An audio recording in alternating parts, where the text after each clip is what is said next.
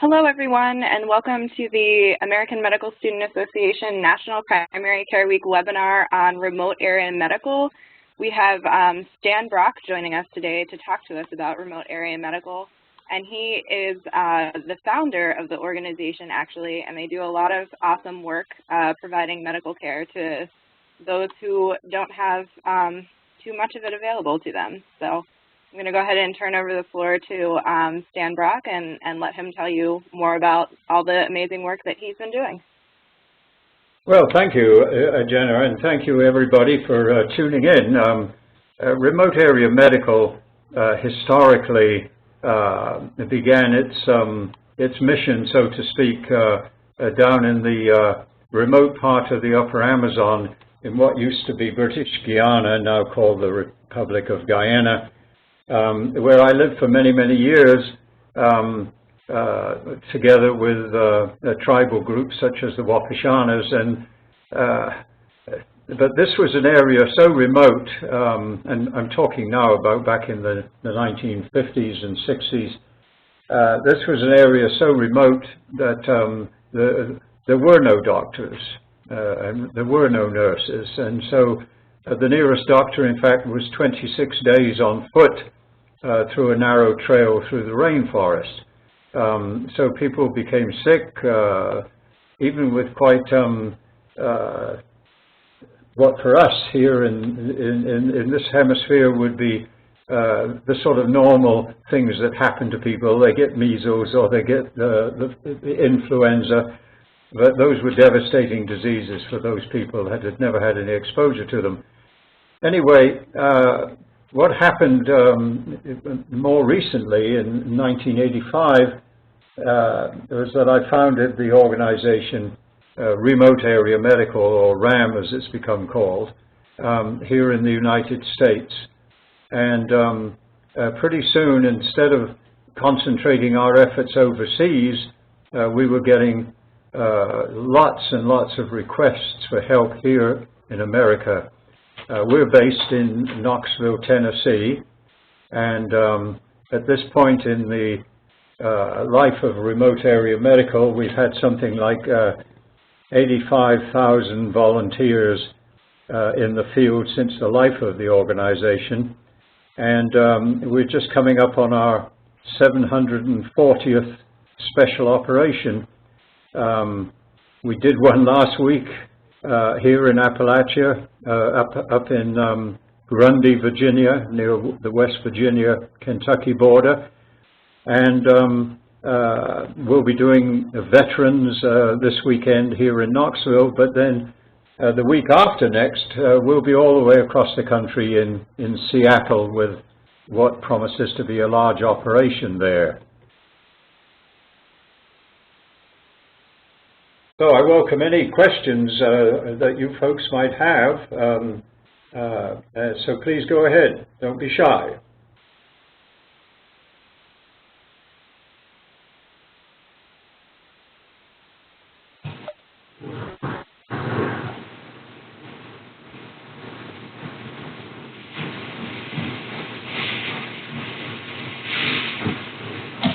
So I have a question to start us out. So could you tell us a little bit about what motivated you to start up Remote Area Medical? Well, the motivation, of course, was because I lived in this very, very remote part of the Upper Amazon for many, many years, and contracted stuff like malaria and other diseases, and just sort of had to get over them because there wasn't any way to treat them.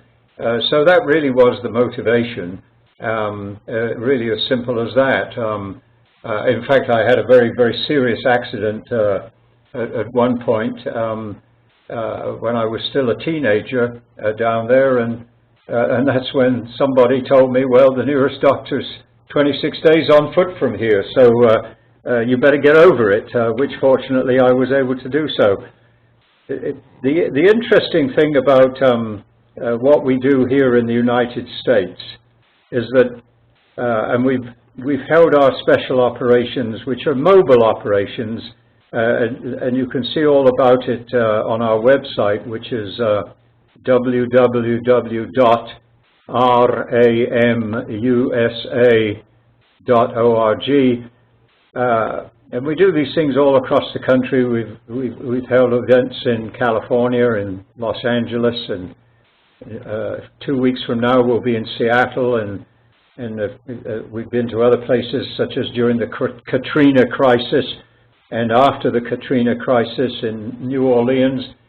Is that the problems that the patients face are identical wherever it is in the country.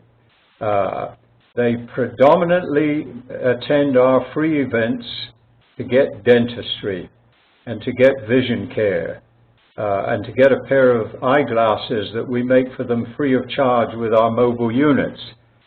Now, it's quite common to have 1,000 or more people that have gathered waiting for our event to open. Some of them have been there 24, 48 hours waiting in line. And when I ask for a show of hands before we open the door to let them in and say, if you're here to see the dentist, please raise your hand, it's an absolute sea of hands go up. Like everybody in the crowd raises their hand. And then if I ask the next question, which is, if you're here to see the eye doctor and hope to get a pair of eyeglasses, please raise your hand, another sea of hands goes up, and of course it's the same people. But then, when I ask a very important question and point out to the crowd that we have all kinds of medical doctors here to diagnose and treat diabetes and hypertension, and we have women's health, we do pap smears and mammograms. And when I point out that we have all of these doctors, physicians and nurses present, how many of you are here to see those doctors? Literally, out of 1,000 people gathered there, there may be just a dozen hands go up. Well, the truth of the matter is they all need to see the medical doctor, but they're so preoccupied with two items that adults in the United States cannot get unless they have heavy insurance.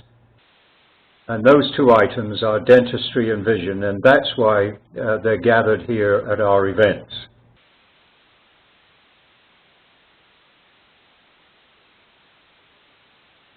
Yes, that's definitely a huge problem for everyone here. So we have a couple of questions that came to me through the chat feature on WebEx here from our attendee, Stanley Daniel. So he first says, thanks for sharing your inspiring service. How are medical supplies, including pharmaceuticals and funding, provided during each planned RAM event? That's a very good question. We do not ask for any funding from the government, either state government or federal government. So our operations are entirely funded by those $5 and $10 contributions that come from the general public. Now, we do not accept donations from the patients, of course, but we do depend in really very, very much on the $5 and $10 contributions that come in from the general public. We are a 501c3 tax-exempt organization, so contributions are tax deductible. We used to get a lot of supplies donated in the early days of this organization, but now we have become so large and need dental supplies, medical supplies, etc., on such a large scale that unfortunately we are now a sort of commercial customer for most of the suppliers, and so we have to pay for the supplies out of pocket. We have a large fleet of vehicles to transport as many as 100 dental chairs and attendant equipment to our destinations, and we have 2 mobile eyeglass labs that can manufacture, each can manufacture as many as 400 pairs of glasses a day. And we just added an additional 2 mobile eyeglass labs, which we're currently preparing ready for deployment. Wow, that sounds excellent. So the next question is, what are some example roles and tasks that medical and pre-medical students can do within RAM? Yeah, we have a lot of students that attend our events, and of course they are, you know, under the guidance of faculty members. And a sort of a rule of thumb for us is 5 students to 1 attending supervising practitioner.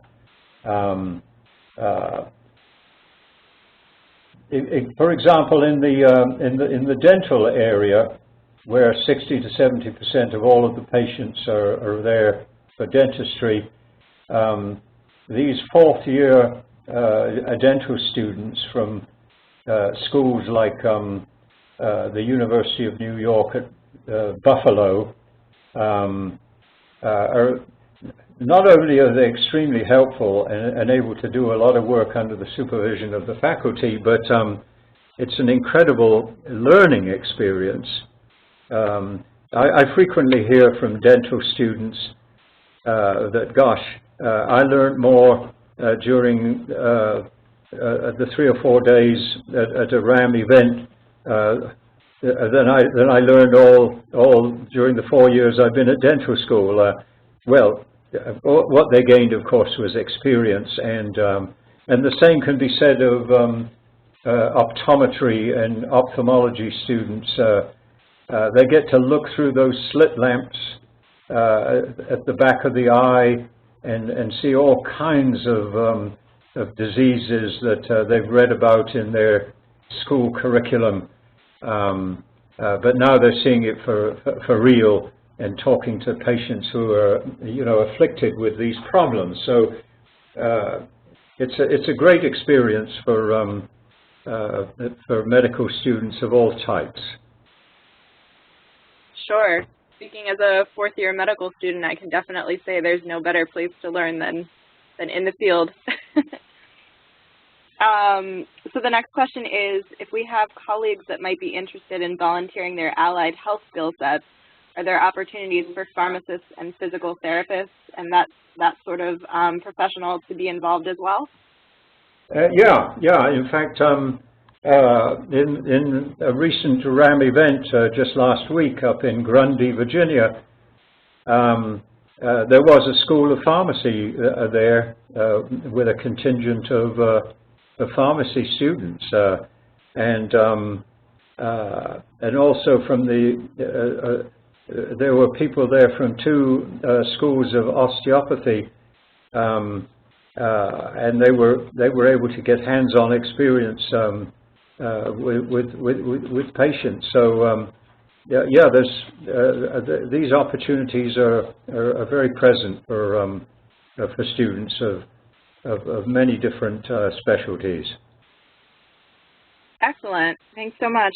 And the last question I have here is there a way to get in touch with you or other folks at RAM for more questions on upcoming events and how to get involved? Yeah, very much so. And my colleague here, Amanda, hasn't had a chance to say anything yet, and she's so full of knowledge about what we do here. Amanda, would you like to answer that, please? Oh, thank you, Jenna. The best way to learn about our clinics, learn how to volunteer, and get in touch with us is through our website at www.ramusa.org, so that's ramusa.org. You can learn all about our clinics, when they're scheduled, what professions we're recruiting, and how to volunteer. So there's a link on there for our volunteer website. It's an easy process to register as a volunteer and then to sign up for a clinic. So we'd love to hear from you all. That sounds awesome. Thanks so much, Amanda. And I think we have one other caller on the line that might want to ask a few questions. So I think I'm going to go ahead and pull up the RAM website for folks who are viewing the recording to see what's available on it, since you've so wonderfully referred us to that resource. Hi, my name is Rachel, and I had a question about that having RAM been around now for 15 years. Could you speak a little bit to the role that RAM plays here in the States, and how it's changed in the last 15 years that you've been serving people? Particularly with like the passage of the ACA and how insurance has sort of changed in the last 5 years. Yeah, again, very, very good question. And of course, we've actually been doing this for quite a lot longer than 15 years, so we have wide experience in this in this problem. As I've said earlier, the chief complaint that face us at these events are dentistry and vision, but all of the patients really need help in all of these other directions. And but when they have a problem, maybe they fall down and hurt themselves, or they've got the flu or something, they go to the emergency room at the hospital. And but when they've got a problem with their teeth or their vision, and they go to the emergency room at the hospital, the best that the emergency room is going to do for them is give them a course of antibiotics to deal with the infection in their teeth, and send them home. And of course, 3 or 4 weeks later, they're back in the emergency room again. In fact, I believe something like 40% of the visits to emergency rooms in this country are caused by problems with people's teeth, which of course leading to infection and all kinds of other problems such as diabetes and heart disease, and even death, as we have encountered in the years that we've been doing this. There are difficulties providing this care in a lot of states in the United States due to a phenomena that I've never been able to understand, which is that a doctor, a dentist, a nurse, even a veterinarian, because we've got a big veterinary program as well here, are not allowed to cross state lines to provide free care for the underserved. In other words, if you hold a license in New Jersey, you're not going to be allowed to go from New Jersey to, let's say, Wisconsin, and participate in one of these events. This greatly limits the scope of what we can do, because it's really a mathematical problem. If we set up 100 dental chairs in Los Angeles, we need to have 100 dentists there, and 100 dental assistants, and 20 or 30 dental hygienists, and you simply cannot recruit that volume of providers from the local area. You have to be able to bring them in from outside the state. Now, all of these people are following similar curriculums around the country, whether they're studying to be a dentist or a physician or whatever, and so it doesn't make any sense to restrict them from providing free care for those that want to do so.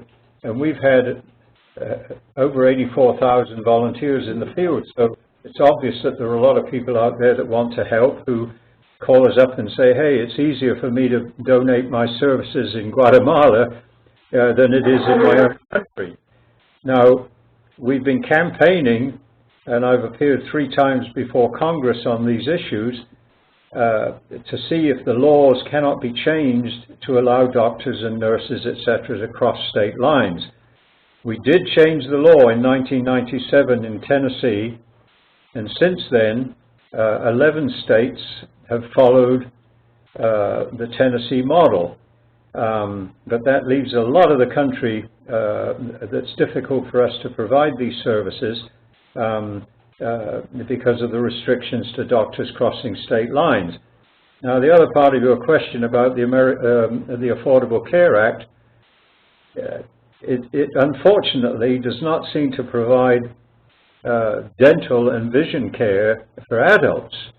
And so when you consider that 60 to 70% of all of the patients that show up at our events are there to see the dentist and the eye doctor, then it's obvious that this is a huge problem throughout the country, and the Affordable Care Act does not address those two critical issues.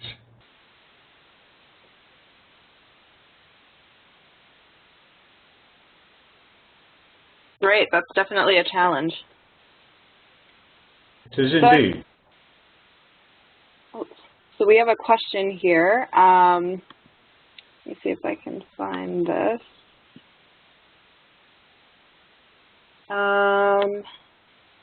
Have there been scenarios upon physical exam and management where visiting patients with limited access to care in general have been found to have more exacerbating conditions?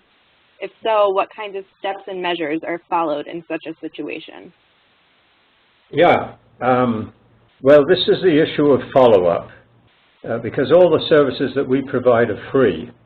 Now, we diagnose large numbers of people that did not know they had diabetes. So a lot of people out there are living with diabetes without treatment. They didn't even know they had the problem. They just know that they didn't feel well.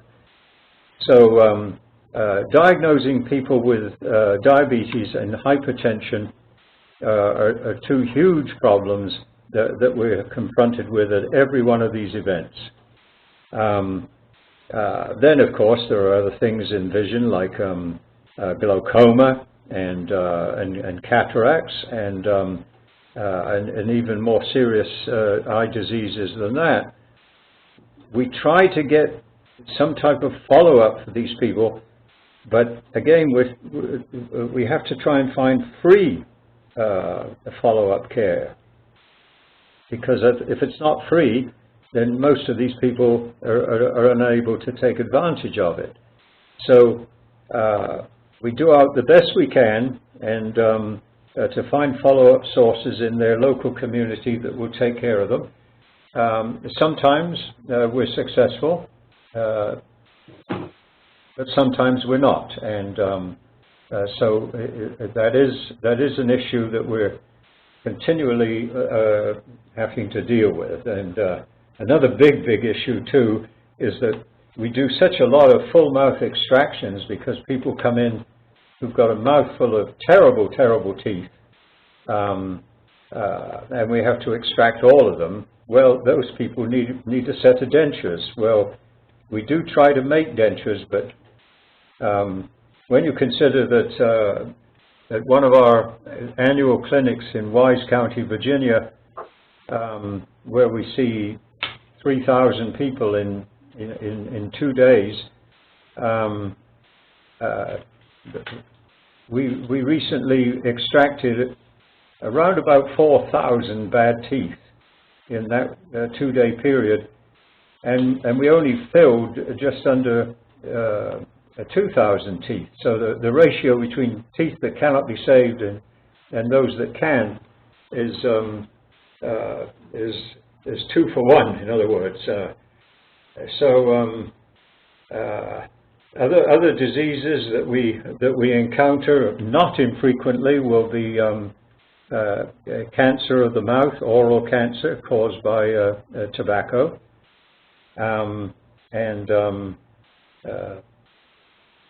so a lot of unfortunate things come to light. But we also have we do chest X-rays at a lot of our clinics, and here in Appalachia we also diagnose a number of patients every time we do this that have worked in the coal mines and or are heavy smokers and have lung cancer undiagnosed until we pointed it out to them. Wow. It's been great to hear you talk about all these different stories and hearing more details about what remote area medical really does for folks in this country. So thank you so much again for joining us and speaking to us here today. Well, it was my pleasure, and on behalf of Amanda Wilson here, thank you for the invitation. Absolutely. We definitely appreciate it. So I know that you're not able to see what I've got pulled up on the screen here for our viewers, Stan, but I pulled up the www.ramusa.org here, and for anybody watching, there's a lovely picture of our speaker here on the page as well, and you can see here where you can volunteer, donate, and get info on the clinics. Well, So, great. Absolutely. So I'm also going to pull up a flyer here quickly. This is an opportunity that all of our AMSA chapters have this year to host a free screening of the documentary that was recently made about RAM. So up here is the flyer. If any of you would like to get more information about hosting that documentary, this is the email. It's Steph, S-T-E-P-H, at sixfootchipmunk.com. So we wanted to be sure that we let you know of that opportunity as well. Well, I'm very glad you mentioned that, because that motion picture, which runs for 90 minutes, called Remote Area Medical, was not produced by us. It was produced by a production company out of New York. And what is very enlightening about that film is that it's about the patients. It's from the patient's point of view. And when you sit there and watch the difficulties that so many Americans are having in this country on the screen there, it's really a very compelling experience. And so anybody that has an opportunity to see it, it is going into theater distribution, I believe, in the next several weeks, or as Jenna just pointed out, private screenings can be arranged through the producers. Absolutely. And here again on the website, there's a link to watch the film trailer for those of you who are interested. So again, thank you so much for joining us. Do you have any last words of wisdom for our members here? No, but the slogan around here is never forget the mission. And a good one that is. Again, Well, thank you so much for joining us. Well, on behalf of the folks here at Remote Area Medical and Amanda Wilson, thank you for the invitation. Absolutely. It's been great to hear all about it. So, and to all of you AMSA members who have been able to join us for either the live webinars or for the recordings this week, I just wanted to say thank you so much for your participation. It's been a great opportunity for me to be able to bring people to talk to you about various opportunities and happenings in primary care this year.